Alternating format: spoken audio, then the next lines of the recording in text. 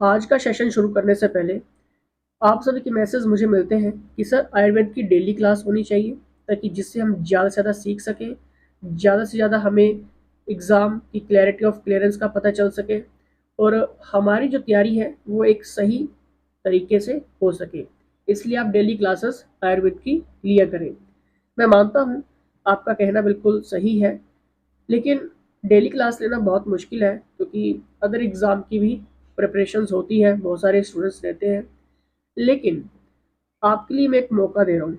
अगर कोई भी स्टूडेंट है या टीचर्स है, आपकी नज़र में कोई ऐसा बच्चा है या कोई ऐसा टीचर्स है, या फिर आप इतने कैलिबर हो कि आप आयुर्वेद की क्लास ले सकते हैं, तो वर्क फ्रॉम होम रहेगा। आप अपने घर से ये क्लासेस ले सकते हैं और आपको अर्निंग भी अच्छी हो जाएगी।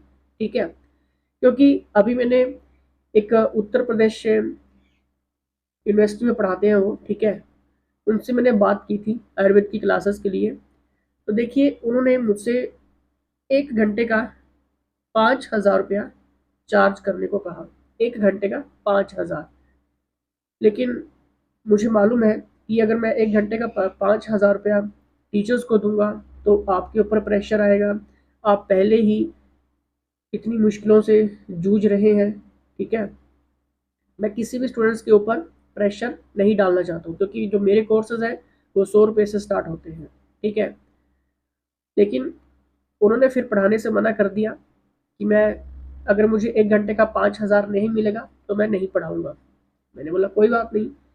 इसलिए आप सभी को एक मौका दे रहा हूँ, अगर कोई स्टूडेंट है जो पढ़ा सकता है या फिर आपकी नज़र में कोई ऐसा टीचर है, तो आप उन्हें सीधा मेरा व्हाट्सएप नंबर दे सकते हैं, ठीक है?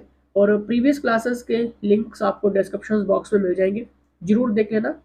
आगे बढ़ने से पहले मैं आपको एक और चीज़ बताना चाहूँगा कि अगर आप आयुर्वेद की तैयारी कर रहे हैं किसी भी स्टेट की, ठीक है, क्योंकि चाहे वो आपका छत्तीसगढ़ है, उत्तर प्रदेश है, राजस्थान है, हिमाचल प्रदेश है या फिर हरियाणा है, ठीक है, क्योंकि आयुर्वेद तो आयुर्वेद है, ठीक है, इसमें ऐसा नहीं होता है कि अलग अलग स्टेट का कोई अलग अलग सिस्टम है। टॉपिक्स सेगमेंट क्वेश्चंस जो है वो वही रहते हैं, ठीक है। इसमें आपको प्रीवियस पेपर ऑल स्टेट्स के मिल जाएंगे, model paper, topic wise MCQ, solve paper, important MCQ, सब कुछ आपको मिल जाएगा। तो व्हाट्सएप आप इस नंबर पर कर लेना, ठीक है। चलिए क्वेश्चंस के ऊपर चलते हैं। क्वेश्चंस क्या है? The usable part of ashwagandha is, ashwagandha का प्रयोज्य अंग है। क्वेश्चन ध्यान से पढ़िए। जो अश्वगंधा है उसका कौन सा पार्ट जो है यूज करने के लिए है? पंचांग, मूल, पत्र, बीज, रूट, लीफ, सीड, बताइए। देखिए, अश्वगंधा की जड़ का प्रयोग अनेक बीमारियों में किया जाता है, ठीक है। तो इसका सही आंसर होगा ऑप्शन में बी। लेकिन एग्जामिनर आपसे ये नहीं पूछेगा। अब ये बहुत पुराना क्वेश्चन हो गया। अश्वगंधा का दूसरा नाम बताइए मुझे, क्या है? सेकंड नेम क्या है अश्वगंधा का दूसरा नाम? जल्दी से बताइए, जल्दी से। अगर आपने सोचा नागौरी, नागौरी असंगंध, ठीक है, असगंध, नागौरी असगंध, नागौरी असगंध। अश्वगंधा का दूसरा नाम क्या है? नागौरी असगंध, ठीक है। चलिए, लेकिन थोड़ा सा और मॉडिफाइड करते हैं इस क्वेश्चन को। अश्वगंधा से कौन कौन सी बीमारी ठीक होती है, बताइए जल्दी से। और फिर मैं आपको बताऊंगा कि डोज, जो डोजेस क्वेश्चंस बनते हैं वो भी आपको मैं बता दूंगा, ठीक है। देखिए, अश्वगंधा से कौन सी बीमारी ठीक होती है? ब्लड शुगर को कंट्रोल करने में ये मदद करता है, और कई अध्ययनों में इस बात को साबित किया जा चुका है। इसमें एंटीऑक्सीडेंट्स और एंटीबैक्टीरियल प्रॉपर्टीज होती हैं, जो शरीर की रोग प्रतिरोधक क्षमता को बढ़ाने में मदद करती है। अश्वगंधा कैंसर की रोकथाम में भी मदद करता है। चलिए, ये तो बात होगी। लेकिन अब डोज कितनी लेनी चाहिए अश्वगंधा की, क्योंकि डायरेक्ट क्वेश्चन एग्जामिनर पूछता है। एक दिन में कितना खाना चाहिए? देखिए, आयुर्वेद के अनुसार एक दिन में 1 से 2 चम्मच, जिसमें आपका 3 से 6 ग्राम, ठीक है, 3 से 6 ग्राम से अधिक अश्वगंधा का सेवन नहीं करना चाहिए। अगर ज़्यादा सेवन होगा तो क्या होगा? उल्टी आएगी, पेट खराब होगा, डायरिया होगा, अल्सर की प्रॉब्लम हो सकती है, एसिडिटी, स्किन रैशेस, ठीक है, इन सब चीज़ों का खतरा हो सकता है। इसलिए अश्वगंधा का जो प्रयोग है वो वैसे तो चिकित्सक की देखरेख में ही होना चाहिए, जितना वो डॉक्टर कहता है, ठीक है। लेकिन आपको पता होना चाहिए 3 से 6 ग्राम से अधिक नहीं होना चाहिए, ठीक है। चलिए नेक्स्ट क्वेश्चन के ऊपर बढ़ेंगे। ऐसे नोड इज प्रेजेंट इन, ऐसे नोड किस अवयव में होता है? किडनी, लीवर, हार्ट या फिर ज्वाइंट्स? बताइए ऐसे नोड का मतलब क्या है? सिनोट्रायल, ठीक है। ऐसे ऐसे का मतलब क्या होता है, ठीक है, सिनोट्रायल, ठीक है। SINOATRIAL,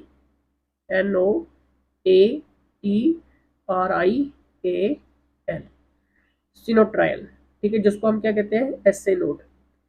देखिए सिंपल सी लैंग्वेज में आपको मैं हमेशा समझाने की कोशिश करता हूँ। जिस प्रकार गाड़ी को चालू करने के लिए गाड़ी के इंजन के पास एक इलेक्ट्रिक प्लग लगा होता है, ठीक उसी प्रकार ह्यूमन बॉडी में हार्ट को धड़काने के लिए इसमें सिनोट्रायल नोड होता है। सिनोट्रायल नोड हमारे शरीर के मुख्य भाग हृदय के हार्ट बीट को सुचारू रूप से बनाए रखता है।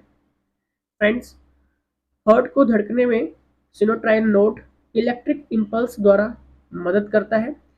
सिनोट्रायल नोड को नेचुरल पेसमेकर भी कहा जाता है। ये हृदय के दायां भाग से जुड़ा होता है, जिसे विज्ञान की भाषा में राइट ऑरिकल के नाम से जाना जाता है, और हिंदी में दाहिना अलिंद, ठीक है, हिंदी में दाहिना अलिंद, और इंग्लिश में राइट ऑरिकल, AURICLE, ठीक है। काम क्या होता है, सिनोट्रायल नोड का काम क्या होता है? देखिए सिनोट्रायल नोड का काम सिंपल सा है, ठीक है। इलेक्ट्रिक इंपल्स द्वारा हृदय में झटके पहुंचाने का ये काम करता है।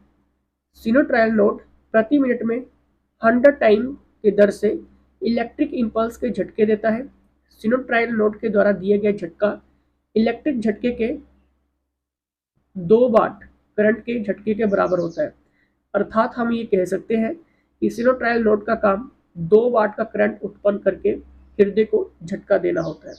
इसलिए कहता हूँ सभी स्टूडेंट्स को कि आप जिंदगी में कुछ भी कर रहे हैं, ठीक है, जितना भी बिजी शेड्यूल आपका है, डेली 1 घंटे की वॉकिंग तो बहुत जरूरी है, ठीक है। अगर योगा नहीं करते हैं, मतलब कुछ भी एक्टिविटी आपको करनी ही पड़ेगी, ठीक है, अदरवाइज आगे चलकर प्रॉब्लम्स ही प्रॉब्लम्स है, ठीक है। और उसी से रिलेटेड एक और क्वेश्चन बनता है आपका, पेस मेकर क्या होता है? सिनोट्रायल नोड तो चलो आपको पता चल गया, ठीक है, ये दो वाट का करंट उत्पन्न करके हृदय को झटका देता है, ठीक है, इलेक्ट्रिक इंपल्स द्वारा झटके पहुंचाने का ये काम करता है, ठीक है। ये सारी चीज़ें तो आपको पता चल गई, लेकिन पेस मेकर क्या होता है? फ्रेंड्स, पेस मेकर एक प्रकार का आर्टिफिशियल सैन है, जिसका काम हृदय में धड़कन को बनाए रखना होता है। ये पेस मेकर बैटरी के द्वारा चलता है, जिसे हमारे हृदय में पेस मेकर के साथ जोड़कर लगाया जाता है। फ्रेंड्स, आर्टिफिशियल पेसमेकर का बैटरी लिथियम धातु द्वारा बनाया जाता है। आर्टिफिशियल पेसमेकर को सर्जरी द्वारा लगाया जाता है, जिसकी अवधि आई थिंक 7 से 8 साल या फिर 5 साल होती है, ठीक है। लेकिन आपसे कभी भी टाइम पीरियड नहीं पूछा जाएगा कि कितना, क्योंकि आजकल जो पेसमेकर आ रहे हैं कुछ अच्छी क्वालिटी के होते हैं, कुछ बेकार क्वालिटीज़ के होते हैं, ठीक है, तो उनका फिर उस हिसाब से रेंज होती है, ठीक है। बट फिर भी आपको पता होना चाहिए, ठीक है। तो अब इसका आंसर क्या होगा? अगर आपने सोचा है option number C, heart, well done. चलिए नेक्स्ट यहाँ पर देखिए, नेक्स्ट क्वेश्चन है, मयूर पिच सत्वपातन से होता है, FECUAUAG। इस क्वेश्चन के बारे में मुझे क्लैरिटी नहीं है कि किस वे में ये क्वेश्चन पूछा जा रहा है, ठीक है। तो इसका आंसर मैं आपको या तो कमेंट बॉक्स में कमेंट कर दूंगा, ठीक है, या फिर मैं आपको एक प्रॉपर गाइड मतलब कमेंट में पिन कर दूंगा, एक बार चेकआउट कर लेना, ठीक है। जब आप इस वीडियो को देखें, ठीक है, तो मैं पिन करवा दूंगा, ठीक है, क्योंकि मुझे इस क्वेश्चन के बारे में नॉलेज नहीं है, ठीक है, कि क्योंकि क्वेश्चंस का लैंग्वेज मुझे पता नहीं लग रहा है कि किस वे में ये क्वेश्चन पूछा जा रहा है, ठीक है, तो गलत मैं इन्फॉर्मेशन आपको नहीं दे सकता हूँ, ठीक है। चलिए नेक्स्ट यहाँ पर देखते हैं, नेक्स्ट क्वेश्चन क्या है। महर्षि काश्यप ने पंचम वेद किसे कहा है? बताइए जल्दी से। दोस्तों, आपको पता है कि कश्यप ऋषि प्राचीन वैदिक ऋषियों में से प्रमुख ऋषि हैं, जिनका उल्लेख ऋग्वेद में हुआ है, और अन्य संहिताओं में भी ये नाम बहुत प्रचलित है। इन्हें सर्वदा धार्मिक एवं रहस्यात्मक चरित्र वाला बताया गया है एवं अति प्राचीन कहा गया है। फ्रेंड्स, कश्मीर की धरती को सदियों से बेहद पावन और पवित्र माना गया है। पौराणिक कथाओं में कश्मीर को भगवान शिव और सती का क्रीड़ा क्षेत्र बताया गया है। साथ ही कश्मीर महर्षि कश्यप की भूमि भी कहा जाता है। इसे जमीन की जन्नत भी कहा जाता है। कश्मीर का नाम आते ही एक विश्व प्रसिद्ध उक्ति, एक डायलॉग हमारे सामने आता है कि धरती पर अगर कहीं स्वर्ग है तो यही है, यही है, यही है, मतलब कश्मीर में। लेकिन जिस कश्मीर की धरती को इतना पावन माना गया है, आजकल वो काफ़ी चर्चा में है। इसकी वजह से आपको पता है कि एक मूवी भी आई थी, ठीक है, विवेक अग्निहोत्री की मूवी थी वो, द कश्मीर फाइल्स, ठीक है, कश्मीर फाइल्स। आई होप आपने देखी होगी। इस फिल्म में कश्मीरी पंडितों के उस नरसंहार को दिखाया गया जो उन्होंने 1990 के दशक में झेला था। इस फिल्म की कहानी ने हर किसी की आंखों को नम कर दिया। कुछ लोग इस फिल्म की काफ़ी तारीफ कर रहे थे, तो कुछ लोग इसे बहुत ही विवादास्पद बता रहे थे, ठीक है, कंट्रोवर्शियल बता रहे थे। जिस कश्मीर की धरती पर देवताओं का वास रहा हो, वहां पर हिंदुओं के साथ हुए नरसंहार ने सबको झकझोर के रख दिया था। इस फिल्म में महर्षि कश्यप का भी जिक्र किया गया है। अगर आपने वो मूवी देखी होगी तो उस मूवी में महर्षि कश्यप का जिक्र किया गया है, ठीक है। और उनकी एक मूवी में, उसी मूवी में कश्मीर फाइल्स में एक डायलॉग जो था वो काफ़ी चर्चा में था कि जहाँ शिव सरस्वती ऋषि कश्यप हुए वो कश्मीर हमारा था, जहाँ पंचतंत्र लिखा गया वो कश्मीर हमारा था, तू जानता ही क्या है कश्मीर के बारे में। तो ये बहुत ही फेमस डायलॉग था, ठीक है, क्लियर। चलिए, तो इसका सही आंसर क्या होगा? पंचम वेद किसे कहा गया? आयुर्वेद को कहा गया, ठीक है। चलिए, नेक्स्ट क्वेश्चन देखिए यहाँ पर, कौन सी शास्त्रीय कल्पना क्लासिकल मेडिसिन मधुमेह रोगी को नहीं दी जा सकती है? बताइए जल्दी से, जल्दी से बताना है। अविपत्तिकर चूर्ण, सीतोपलादी चूर्ण, च्यवनप्राश, अबले या फिर कोई नहीं? कौन सी शास्त्रीय कल्पना क्लासिकल मेडिसिन मधुमेह रोगी को नहीं दी जा सकती है? इसका सही आंसर क्या होगा? ऑप्शन नंबर डी, यानी कि इनमें से कोई नहीं। लेकिन आपको पता होना चाहिए अभिपत्तिकर चूर्ण क्या होता है। फ्रेंड्स, आयुर्वेद के अनुसार अपच को अग्रिमाघम कहा गया है। क्या कहा गया है?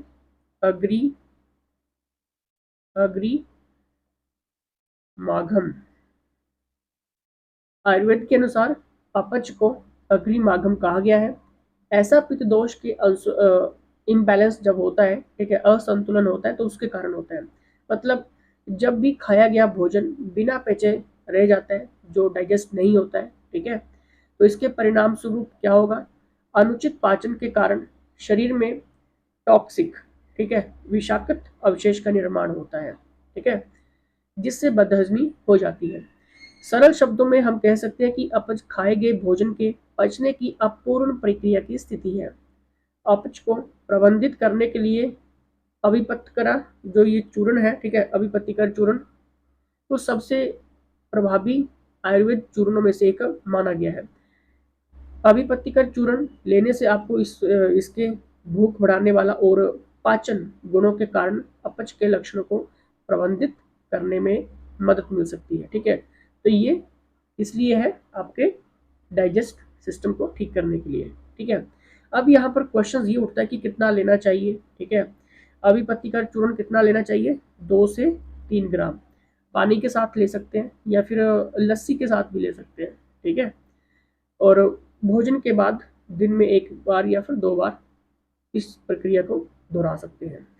वहीं पर अगर हम बात करें सीतोपलादी चूर्ण की, तो देखिए, सीतोपलादी चूर्ण से पाचन मजबूत होता है, इससे भूख बढ़ती है और शरीर में आयरन की कमी दूर होती है। अगर आप सुबह सीतोपलादी चूर्ण इस्तेमाल कर रहे हैं तो इसे घी के साथ लें।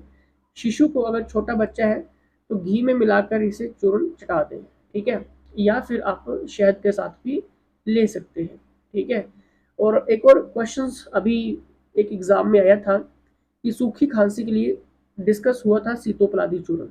देखिए, अगर किसी को सूखी खांसी है तो हाँ, सूखी खांसी के इलाज के लिए सीतोपलादी चूर्ण का उपयोग शहद या फिर घी के साथ किया जा सकता है।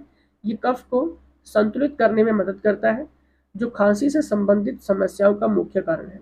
ये गले में सूखापन को भी कम करता है और इस प्रकार सूखी खांसी से ये राहत दिलाता है। ठीक है, तो 2 ग्राम सीतोपलादी चूर्ण को 5 मिलीलीटर घी या 2 चम्मच शहद के साथ मिलाकर या अपने डॉक्टर के अनुसार आप ले सकते हैं। ठीक है, कितना? 2 ग्राम तक। ठीक है, तो ये क्वेश्चंस थे, लेकिन आगे क्वेश्चंस आपके लिए इम्पोर्टेंट नहीं है क्योंकि ये सारे के सारे हिमाचल जीके के क्वेश्चंस हैं, क्योंकि ये हिमाचल में क्वेश्चंस आए थे ये। ठीक है, और मैं खुद भी हिमाचल से बिलोंग करता हूँ। ठीक है, और लेकिन आयुर्वेद तो आयुर्वेद है, चाहे वो आपका किसी भी स्टेट का है, किसी भी डिस्ट्रिक्ट का है, ये मैटर नहीं करता। लेकिन हाँ, ये जितने भी क्वेश्चंस हैं, अगर आप किसी अदर स्टेट की एग्जाम की तैयारी कर रहे हो, ठीक है, तो आपके लिए ये बेनिफिट नहीं है। अगर मान लीजिए कि अगर कोई उत्तर प्रदेश की तैयारी कर रहा है तो उसको उत्तर प्रदेश का जीके आएगा। ठीक है, अगर कोई हरियाणा की तैयारी कर रहा है तो उसको हरियाणा का जीके आएगा। ठीक है, जीएस रहेगा, कंप्यूटर आएगा। ठीक है, 10 नंबर का अलग अलग आपका सिलेबस पैटर्न हो सकता है अकॉर्डिंग टू योर स्टेट। ठीक है, तो ये क्वेश्चन आपके भी लेवल के फिर आगे के नहीं है।